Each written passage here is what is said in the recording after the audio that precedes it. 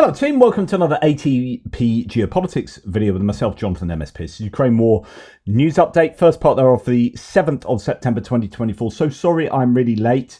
My boy, as I've said previously, it's the start of the football and rugby season, so Saturdays and Sundays, one of my boys plays football and rugby, although we forgot to take his man of the match trophy that he got last week, this week, so we're in a bit of trouble. But 7-0 win, awesome, amazing. First league game next week, I think, so happy days on that front, but it means I am going to be delayed at the weekends, usually, depending on what the start time, the kickoff time for the matches will be. I may well get to you a bit later than normal. Now, I'm so sorry to Grimsoft. So Grimsoft is a legend in his own underwear. He is the guy who has been responsible for the Discord server that is available. It's linked below every video. Please, if you haven't joined the Discord server, go and join it. I don't spend enough time there usually because I am insanely busy, but there are lots of great people there talking about all the stuff that we discuss on a daily basis, and sometimes you can get to look at things that YouTube doesn't allow me to show you. Not to say that there's, you can go and watch really horrific things, but stuff that's pretty interesting that unfortunately I can't show you. You can go and check on there and just talk about stuff freely. So please go and check out the Discord server. And thank you, Grimsoft. You are just a co-legend of the multiverse. So thank you. Right, we'll go to the Ukrainian general staff figures for the Russian losses for the day before. All the usual caveats apply, of course. You can find them in the description to the video below.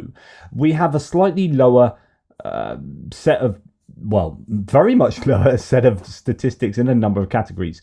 1,270 in the personnel categories, really significant. That's a fairly high number, but almost all of these other ones are very low. So 1 tank, 0 troop carrying AFVs. You're going to get anomalous days like this where there's just no footage that's been submitted.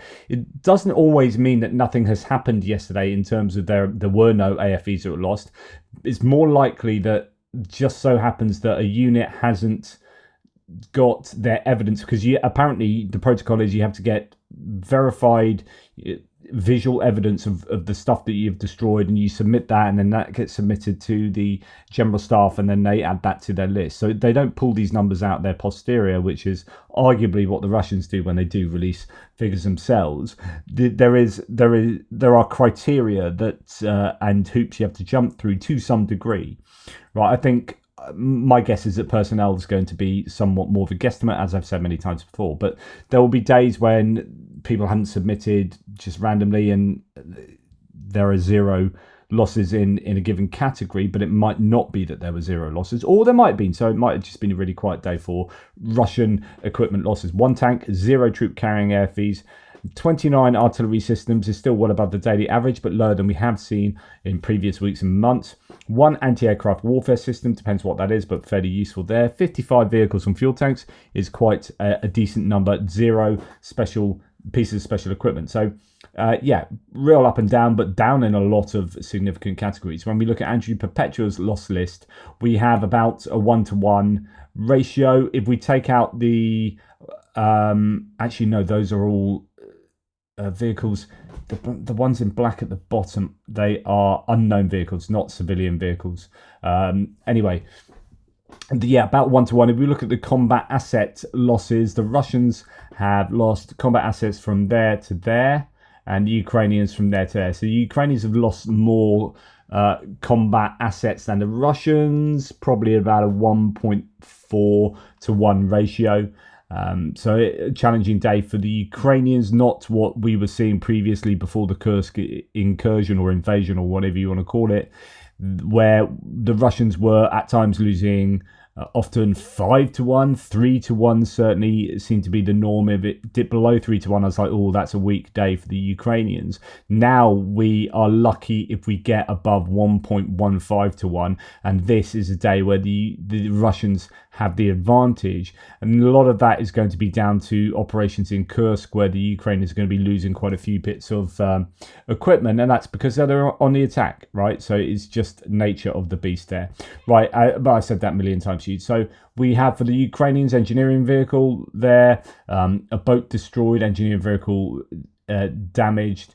We have 3 artillery systems or pieces damaged. We have 5 tanks there, 3 destroyed, 2 damaged. Of those 3 destroyed, we've got a Leopard 2A4, so that is going to be a real big shame for the Ukrainians. It's a decent tank, a Leopard 2, that's completely destroyed. We have a captured BMP-1 of the Ukrainians. If you're going to capture anything, then BMP-1 is probably going to be the best thing to get captured. That's an oldest of the Soviet infantry fighting vehicle variants. We have quite a number of APCs there. We have a Striker and a Center abandoned, BTR-80 destroyed, and then a load of other things damaged, including a Striker, a couple of Humvees, a couple of M113s. MRAPs, we've got another captured, so the Russians have captured a Max Pro off the Ukrainians, and then we have a whole host of abandoned and mainly damaged pieces of kit, and all of them are Western or indigenous. So Cossacks from the Ukrainians themselves, a couple of Kirpis from Turkey, that means hedgehog in English, and some Max Pros as well. So quite a lot of equipment there being lost by the Ukrainians, but they are on the attack in, well, actually not just in Kursk, of course. They seem to be counter-attacking in Toretsk, New York, Seledove in the Pokrovsk region. So they are going to be losing more kit, I think, than usual right now. And that is reflected in the statistics from Andrew Perpetua. Par for the course, really, exactly what you would imagine. Quite a few civilian vehicles destroyed too. So when we go up to the Russian losses, some artillery pieces, including a damaged Grad-1. So that is a multiple launch rocket system. We have some tanks, 2 tracked garden sheds, the kind of Mad Max variants of the tanks where they put a load of corrugated iron around them to protect them from drones and use them effectively as glorified APCs. And then 4 out of the 5 infantry fighting vehicles have been destroyed, BMP-1s, 2s and 3s there. And then for the APCs, there are 6 APCs and 100% of them are abandoned or destroyed. Mixture of the usuals there. Some trucks, quite a few ATVs, so a few golf buggies there today. 5 have been either damaged or destroyed. And then an awful lot of civilian vehicles for the Russians. A huge number of destroyed vehicles there that Andrew Perpetua and his team have found. So what you would expect. As far as losses of personnel, I was thinking back to the other day when that comms training centre got hit, sadly, in Poltava, where they lost 50 odd personnel and around 200, maybe more, injured. And it was terrible. That's a terrible thing. I was thinking, goodness me, losing that many people at once. And I was thinking about how in war, you're going to have stuff like that happening. I talked about that at the time. It's just, you're not going to have Ukraine. We're all rooting for Ukraine, or most of us are rooting for Ukraine. There are going to be days where they get hammered, where things go wrong, where mistakes get made, and there will be huge losses of life. And I was watching the other day, actually the other couple of weeks ago, I watched Operation Mincemeat it's on Amazon Prime again now for free, or is in the UK. Interesting one. It's a World War II story. It's a film with Colin Firth and others in, and it follows this deception operation whereby they drop a dead body off near Spain. It gets picked up and they fill it with papers. It's all very intricate. They do loads of thought into it so that it's not thought to be purposeful deception. And basically the information gets back to the Germans through this that the Allies are going to attack in Greece. And actually, they're going to attack in Sicily. And so the film was about that deception, about the operation to get this dead body, the homeless guy that died, I think, or something similar like that, in London. They made him look like, took photos, it all looked bona fide and kosher. And then they did that. And it's successful. And the Allies attacked into Sicily. And then I was thinking, I don't know much about the invasion of Sicily. We hear about D-Day all the time, Battle of the Bulge, this and that, but actually the Sicily campaign, which is hugely important for pushing the Italians and Germans back out of Sicily, and then beginning of the end type thing. Hugely important part of World War II that I knew very little about. And I was reading just a Wikipedia page about the invasion of Sicily. And they were saying, right, there were these paratroopers doing this and these people landing here in amphibious craft and all this different these different attack vectors, and they were talking about how there's really bad weather and a bunch of the gliders went down in the Mediterranean. They just lost 200 people, 200 paras like that. In fact, one of the main generals was on one of those and was hanging off a broken glider, and I think he got rescued. So a load got rescued, but 200 died. You're thinking, right, we're doing this big invasion, and then, oh my goodness, half our planes have fallen out of the sky and into the water, and there's 200 people dead straight away, and we haven't even landed. And that was, in the end, a very successful operation. And it got me thinking that we must expect there to be, even with if we're hoping for eventual success and expecting eventual success, we should expect also there to be periods where stuff just goes terribly wrong for both sides. It will happen for both sides. Mistakes will be made. People will unfortunately die as a result of that, because it is war.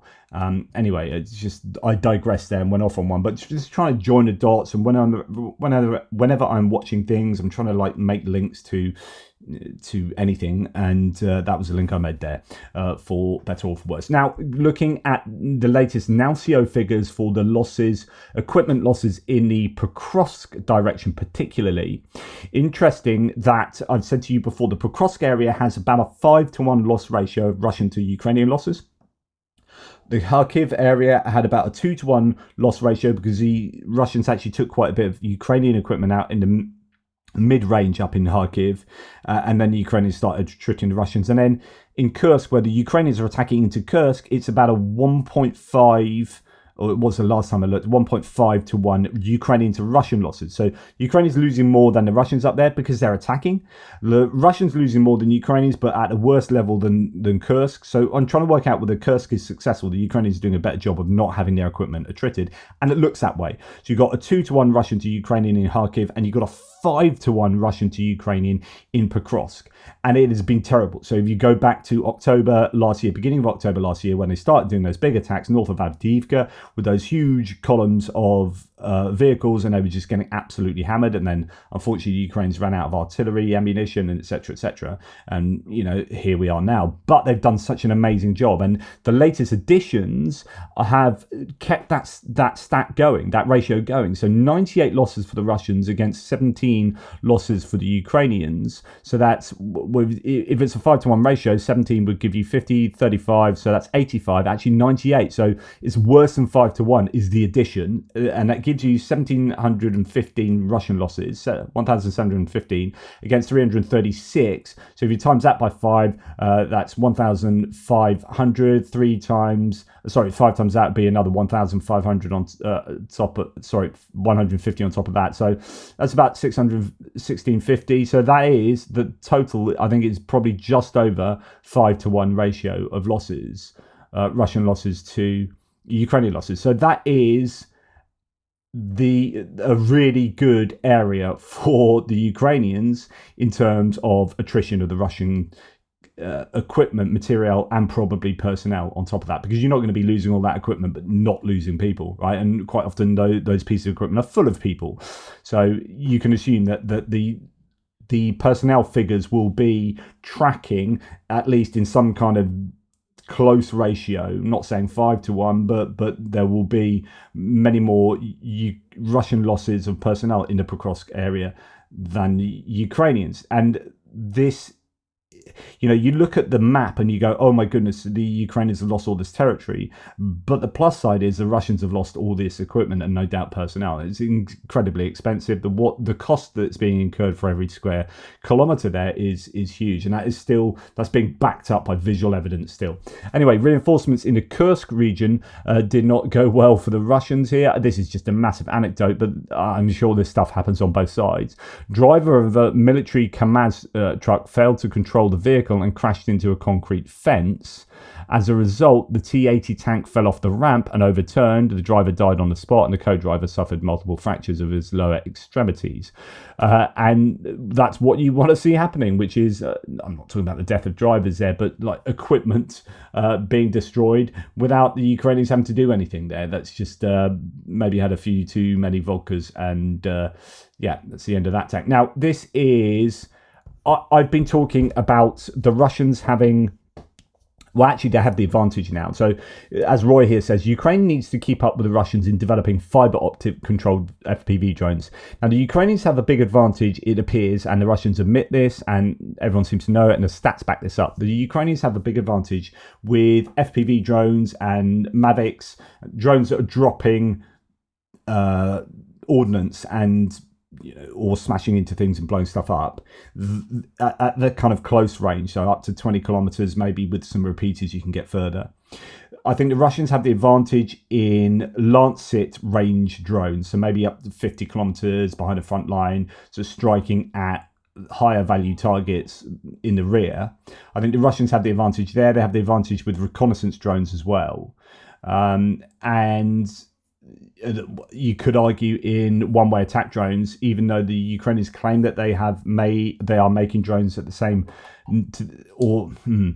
they either are making them in the same quantities as the Russians, or they have the capability to do it, but they don't have the money to do it. So I don't know the exact scenario there, but in terms of Shahed drones, those kind of drones, I think when you look at the numbers that have been sent into Ukraine consistently and again last night showed this to be the case, every night the Russians are throwing in sort of 50 odd drones into Ukraine, and they're doing that consistently and consecutively. So each side has advantages in different ways with drones, and one of the areas that Russia has this advantage in the short range drones is with this relatively new situation where they are using fiber optic cables on spools, and that means you can't electronically jam them. But actually it's not just that, there is another massive advantage to them. We're going to see that here. So also I just need to point out that I made maybe an incorrect claim in that these are really useful for the aforementioned reasons, but actually you've got to be careful when you are flying them, because you can't really go through bushes, but forest areas and whatnot, because you'll get caught, etc., etc. Actually, someone said no, you'll get caught and it just spools out. It's not a problem. It's not going to pull you back, and even if you cycle back round and you could like fly 17 times around a tree and get it, it's not going to break the fiber optic. So actually, even then, there isn't too much of an issue in using these FPV drones. So double good there and if the Russians have an advantage there, then they can get some kind of advantage in activity like this. So Russian fiber optic controlled drone flies inside a building, and instead of losing radio line of sight, is able to locate and strike resting Ukrainian soldiers. This is really, really important. So it could be, this is a drone that flies into this building. So we'll see it fly into this building. My hint would be to the Ukrainians, don't leave the doors or windows open anywhere, because this can happen. So it flies into the building, and then it doesn't lose communication because it's connected to a fiber optic cable. So normally that would fly into a building and it would just kind of fall down because it loses radio signal. But here it unfortunately flies into these guys who are just grabbing some 40 winks there, and unfortunately that's presumably the end of those guys. So there's an advantage that the Russians have in that area, and as Roy says, the Ukrainians need to keep up with that, because that is useful. Now, Russian soldiers are complaining that after a Ukrainian FPV drone strike with thermite, everything at their position was destroyed, including computers, laptops, and communications hubs. So Ukrainians are using Molotov cocktails, dropping that from their drones at the moment, but also thermite. And apparently they are having significant success with thermite. And thermite oxidizes itself with however it works chemically. And it's like molten metal just dropping on the positions below and really burning, and you can't really put it out. So if you cover it in water, it still oxidizes. It doesn't need the oxygen from the air, so covering it with water is not really going to do anything. So this is pretty horrible stuff. It's not illegal. It's fine to use it in war. It's incendiary munitions are the same kind of thing, but you're not supposed to. Obviously, you're not allowed to drop them on civilian areas, of course, but to use them against these Russian positions. The Ukrainians are finding that they're doing a really effective job of clearing out trench lines and dugouts and whatnot. And here, just everything was destroyed. Computers, laptops, communications hubs. So really useful there. And more translated here says Russian opinion of the drones with thermite charge used against them in Kherson region. At the moment, they have nothing to counter it. The only clue is to build dugouts from concrete and fire bricks. So let's just read this.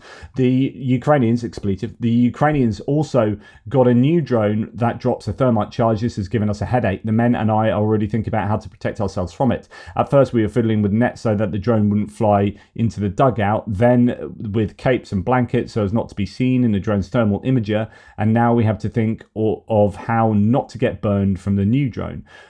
For now, we just need to dig deeper, use sand and more sand, ideally fireproof brick or concrete, and then whatever our hands are good at. There should always be water and sand to put out the fire. That would be the secondary fire, not the actual thermite itself. I don't think you're going to be able to put that out. And all this, as you understand, is mostly at our expense. This is the reality of many forced to improvise, and ensure our own safety in conditions where new technologies threaten lives faster than information reaches the top and security measures are taken for us. So in other words, we have to sort out the problems ourselves. Andrew Perpetua says, and a few little nuggets on drones here. Here's another one. This is talking about the drone-on-drone activity. I was saying that the Russians had this advantage in reconnaissance drones, those kind of medium-range, long-range reconnaissance drones. The Russians are using Zala and Supercams and Orlan 10s and Orlan 30s, etc., etc. The Ukrainians have their own versions. Shark is one of their indigenously made reconnaissance drones that's doing a pretty decent job, but I think the Russians have just been building them at a greater number. They have a better capacity for these kinds of drones and have been using them in a far more embedded manner since the very beginning of the war. But now we have seen FPV drones start taking these out of the sky, so smacking into these drones at a very high altitude. So these FPV drones can get up there, they can do their business. They often come down from above those reconnaissance drones and then smack into their wings or tail or whatever. So Andrew Perpetua says the Ukrainian ability to destroy Russian recon drones with their own drone interceptors is going to have a massive, all caps there, massive impact on the war. But it will take months of attrition before you see any large impact. Russia has a large number of drones at its disposal. I don't know what their drone manufacturing capability is or capacity is. It does exist and they do manufacture a large number of drones. I also don't know how much this capacity can grow. Is it already maxed out? Can it double, triple? But I believe at the current rate of losses, we will not see a significant impact on Russia's ability to do recon for another 8 months or so. In the meantime, it's possible Ukraine could cripple Russia's ability to recon specific areas of Ukraine, which would then force Russia to manage its resources in some manner to redistribute the drones around their units. But if Ukraine's ability to shoot down drones keeps growing and Russia's ability to manufacture drones cannot grow alongside it, then we could see Russian recon take a really serious hit by spring. And of course, without recon, you can't do the hits. Right, so the hits on either individual bits of kit or air bases with Iskanders or trains with Iskanders or ammo depots or forward operating bases for helicopters or training sites, whatever. And these things kind of depend on reconnaissance drones. There are a lot of unknowns here, says Andrew, but it's clear that Ukraine is expanding this anti-drone program as fast as possible. Absolutely right. You look at your problems and you say, right, these are our main problems. And this is how we solve them, and you find out ways to solve them. So the main problems for Ukraine have been, goodness me, Russian recon drones, of course, is one of their main problems. Artillery ammunition. A problem at the moment is being restricted from being able to hit Russia with missiles provided by the West. So, okay, there's my problem. How do I get around that? Okay, there are many things we could do. Sabotage might help us out there. And then we're going to have to make our own drones to do that and make our own missiles to do that. So what are we doing? And that's what they're doing. They're making their own drones and making their own missiles and probably doing a little bit of sabotage as well. Problem, solve, do it, and do it as quickly as you can. So here we're at this stage where the Ukrainians are really working on solving that problem. it's clear that Ukraine is expanding the anti-drone program as fast as possible, and likely one of the nation's highest priorities, due to the damage the drones inflict on both military and civilian infrastructure, and correspondingly, Russia will do everything they can to maintain their ability to recon for the same reasons. Absolutely. So measures, countermeasures. Right, RA Novosti, a war correspondent, Alexander Karchenko, issues a cry for help for Russian forces in the use of FPV drones against Ukrainian forces. He says that while improvements have been made, they rely solely on local initiative and not on military command. So this is not I won't read this all, even though it's not that long. There is an advantage for the Ukrainians. And unfortunately, just like we heard with the thermite drones, they can't wait for the command to come down and give them solutions. They're having to work out the solutions on an ad hoc basis from the bottom up. As he ends, everything written above is a cry for help. Russia produces good drones and is ready to build a system for their use. It's important to recognise the problem and understand that we are capable of solving it. You can find hints at the front. I've no doubt that we will get ahead of the enemy in drone manufacturing, but I want to see the results in the near future. It'll be important after the special military operation, but it won't save human lives. So in other words, what we need to do needs to happen now, and I'm sure we will succeed in doing it, but it ain't happening now, and that's a real problem. Right, there have been these hits with either airburst or HIMARS, probably HIMARS here, on pontoon bridges on the River Seine. In fact, there have been two that have been taken out. Destruction of two more pontoon bridges in the Kursk Oblast. So it's going to be interesting to see, and indeed a short-range air defense system is also taken out in that video too. It's going to be interesting to see whether the Ukrainians do manage to get beneath the River Seine from the west and even from the south and even from the east. So it's surrounded by the Ukrainians on three sides, and that's an area of land in Kursk that they really should be able to take.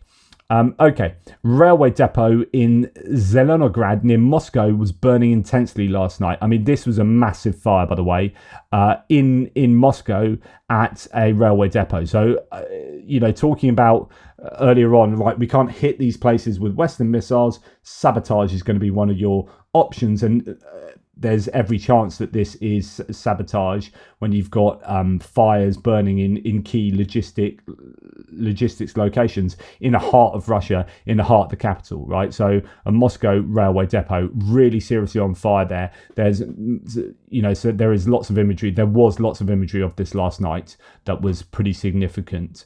But that wasn't the only issue. So another major blaze yesterday evening, this time in Lipetsk region, says Tim White, a warehouse caught fire. Flames soon spread to nearby pallets, which left a pall of smoke dominating the city. Around 70 firefighters were tackling the blaze. So that's another big old fire causing problems in Lipetsk. And then there's this one today.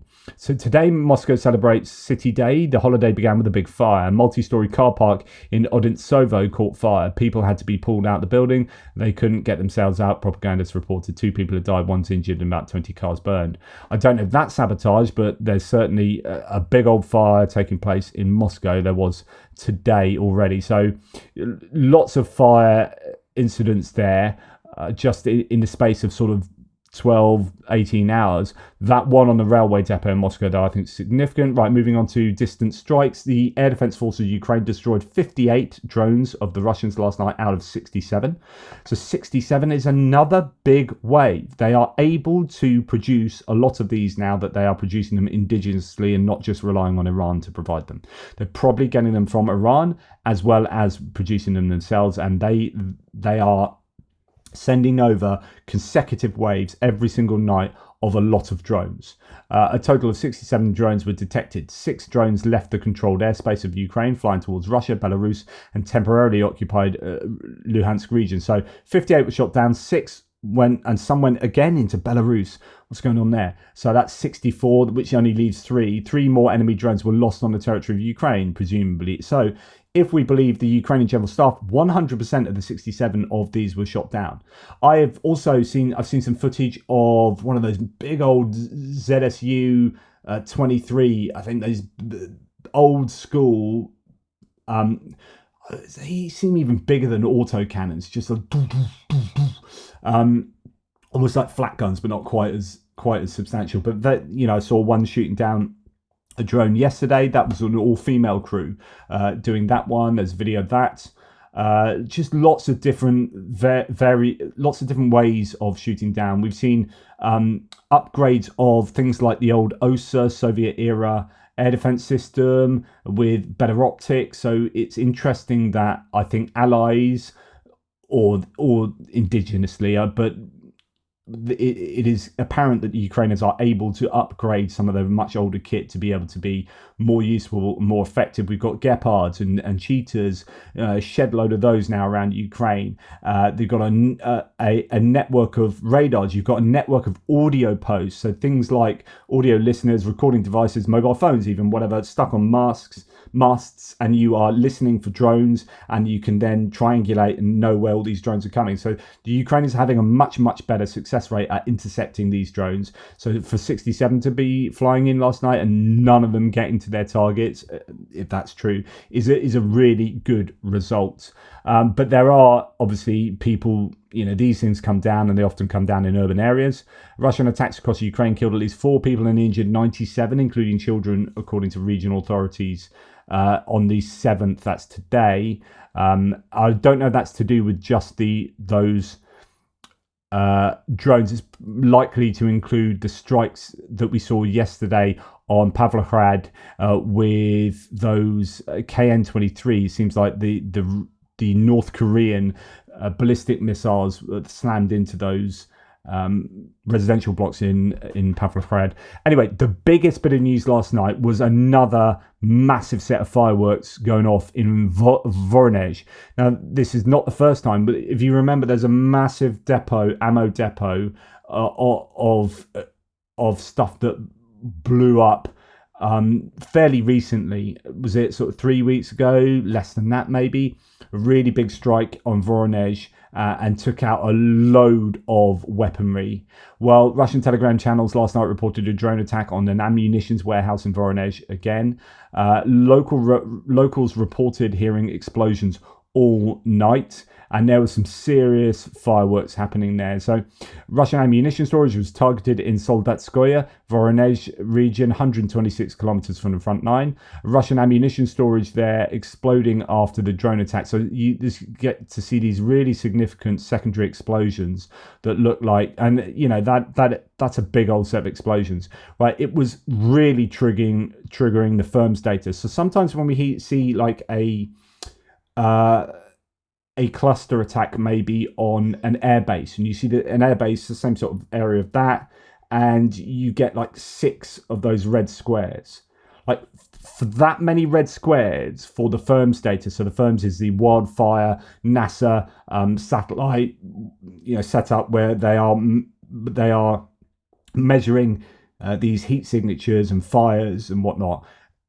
To have that many red squares on there means that you've got some serious burning going on, and some serious heat and serious explosions. And actually, it then spread. So according to firms, the fire on the Russian ammunition depot in Soldatskoye spread even more, says Special Kherson Cat. That's really interesting because the Russians live in an alternate universe, don't they? Last night, says Rebar, the pro-Russian source, a Ukrainian drone was detected and suppressed by electronic warfare systems in the Ostrogotsk region district of Voronezh region. According to local authorities, a fire broke out with the flames spreading to explosive objects, and detonations were recorded at the site. One of the nearby villages was evacuated and emergency services are working at the scene. There are no casualties among the local population. Interestingly, the Russian MOD has so far only reported the interception of drones in the Belgorod and Kursk regions. So the Russian MOD has not claimed that anything happened. They said, we've intercepted drones in Belgorod and Kursk, and it's only the local authorities that have said, there's been a drone that's been suppressed by electronic warfare, and evidently they're claiming that it dropped down and then a fire spread, and it just so happened to spread onto the ammunition warehouse. Who knew? Or the reality is more likely that a drone hit the ammunition depot in Voronezh, and there was no suppression. So anyway, the news on the ground is that in the Voronezh region of the Russian Federation, Korean missiles were destroyed. So these could be the KN-23s that have been used to take out like Pavlohrad yesterday and do all this damage in Ukraine. These aren't the best missiles. Apparently, they do have quite a high error rate. But yeah, seriously big explosions and those secondary explosions going off there. So yeah, it contained North Korean KN-23 missiles, according to the head of Ukraine Center for Combating Disinformation, Kovalenko. So the Ukrainians are trying hard to make sure that these weapons don't get used against Russia. I would imagine that they're getting good intelligence. It could be intelligence coming from on the ground in Russia, from espionage or people who are aligned with them in Russia, or it could be through satellite imagery and tracking these shipments. I don't know. But anyway, that was the big thing last night, and it did cause evacuations. And of course, here's the Pavlohrad site yesterday of 5 North Korean missiles slamming into that, causing 60 victims, with a massive range of ages as well, from I think 86 down to 4 years old. So yeah, pretty horrific results of those. And it's good to see that one night later, supposedly a massive depot of those missiles has been blown up. Now, Kirilo Budanov, the intelligence chief in Ukraine, has said that unmanned systems already allow striking Russian military facilities at a distance of up to 1,800 kilometers. So when you're talking about the US not allowing the Ukrainians to strike deep inside Russia with Western provided weaponry, then you've got to get around that problem. You don't just sit on your hands for the next 2 years and go, well, the Americans won't let us. So, you get busy with, as I say, sabotage, with making your own drones and missiles. And they have kind of missile drones as well. But all of these are just ways of getting explosives a very long way away from the border and deep into Russia to explode on key targets. So the claim is that military airfields shudder from air attacks. The entire infrastructure of Russia working for the war has suffered and will suffer losses, he's added. So he seems to be a bit upbeat about the Ukrainian capabilities there. Anton Gerashchenko says, by all indications, Putin has decided to fight with the civilian population of Ukraine, realizing that he cannot fully win on the battlefield. Therefore, he is going to attack cities with drones and missiles as much as possible, deliberately striking residential buildings, hospitals, educational institutions, and civilian infrastructure. This is done so Ukrainian people become too frightened and morally exhausted, so they start demanding negotiations from Ukrainian leaders, quote, because it's impossible to go on like this. I think we should expect more strikes on civilian objects because the terrorist Putin believes he will achieve his goals in this way. In addition, he is well aware that each destruction of infrastructure facilities makes the post-war reconstruction of Ukraine more difficult and longer, delaying economic recovery and the return of people. Ukrainians are holding on, but it's becoming increasingly difficult to survive in these inhumane conditions. We are exhausted and depleted. Ukraine is grateful to our allies for their help. The best support for Ukrainians is to enable us to destroy the Russian war machine. This is also one of the ways to close the skies over Ukraine. Although Ukrainian is the strongest element on the planet, as if it's like an element, from the periodic table. As you sometimes write in the comments, even it gets worn down by daily trials. And yeah, absolutely true. An example of this is, very sadly, that the guy that lost his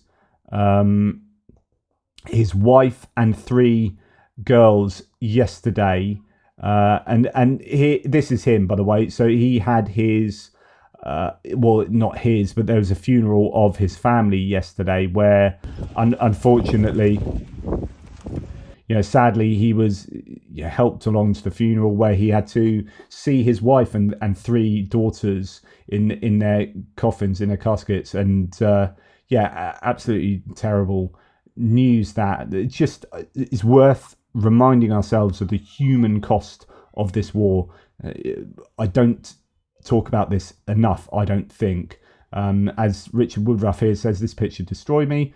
I cannot hate Russia more, that poor father.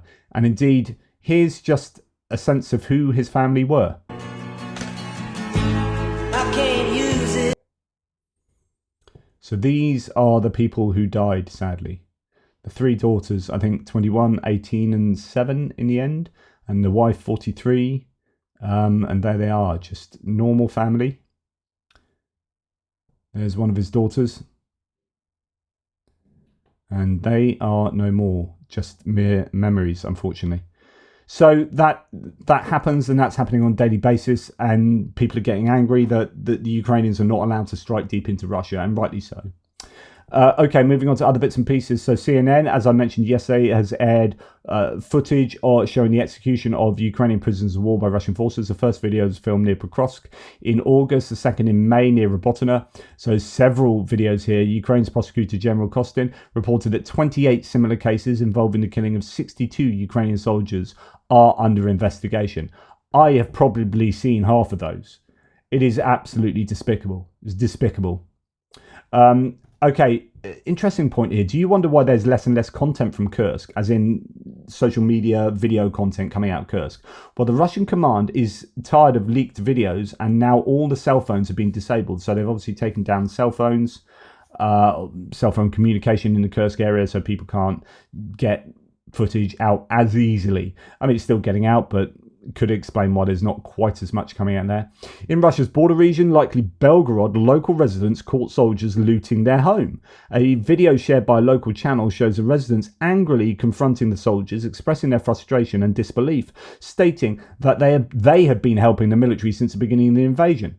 We have seen this in Kursk as well, where the Russian soldiers are just looting those shops, and people are looting each other's houses, and or maybe not houses, but commercial properties as well. And so, you know, there's been chaos. People have been, instead of coming together and uniting in these areas, they appear to be splintering, and everyone for themselves. And here we have soldiers confronted by the people whose houses are being looted by those soldiers. Absolutely incredible. Evaluating Kursk, says Dmitry from War Translated, Russians note a severe personnel shortage that prevents them from, quote, pushing out the forces in Kursk zone and implementing further offensive plans in Donetsk Oblast. The risk of additional incursions remains. So the quote says, tactically, unfortunately, it's turning into a push-pull, not because the Ukrainians are so good, but because we simply do not have enough forces and resources. There is a lack of human resources. There is enough artillery.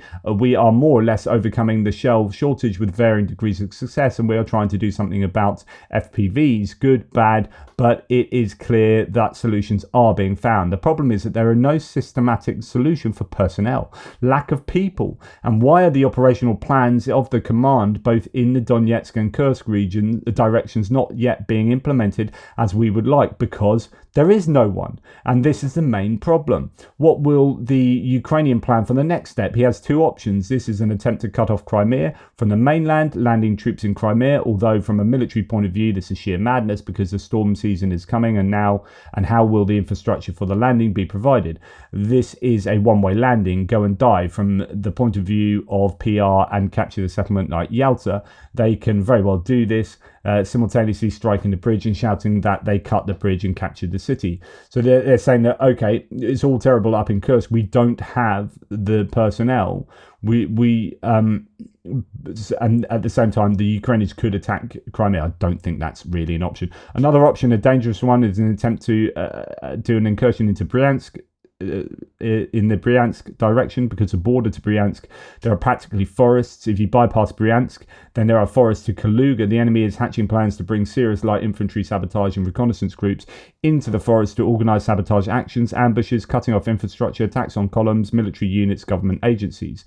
This is pure Bayasayevism, similar to the attack on Budyonovsk in 1995. It is correctly called a sabotage or sabotage terrorist raid. Such actions are not undertaken in groups of 5 people. Now the enemy is tempted to bring in groups of 150 to 200 people. Considering how they can conduct tactical landings using helicopters at extremely low altitude, this cannot be ruled out. If the infrastructure of the landing in Crimea causes skepticism, then all options must be taken into account here. So yeah, so Russians are worrying about further activities, caused by the, further maneuvers by the Ukrainians, but they're also just particularly worrying about their state of affairs in Kursk and not having enough people. Now, another one from Dmitry says, Russians state that initial assessments of the Kursk incursion underestimated the scale of the invasion, revealing issues with defense preparedness and leading to personnel changes. The Ukrainian forces continue to attempt breakthroughs, and there's no chance of knocking them out any time soon. So I won't read this, I'll just put this up for you. But the idea is that, again, They just weren't prepared.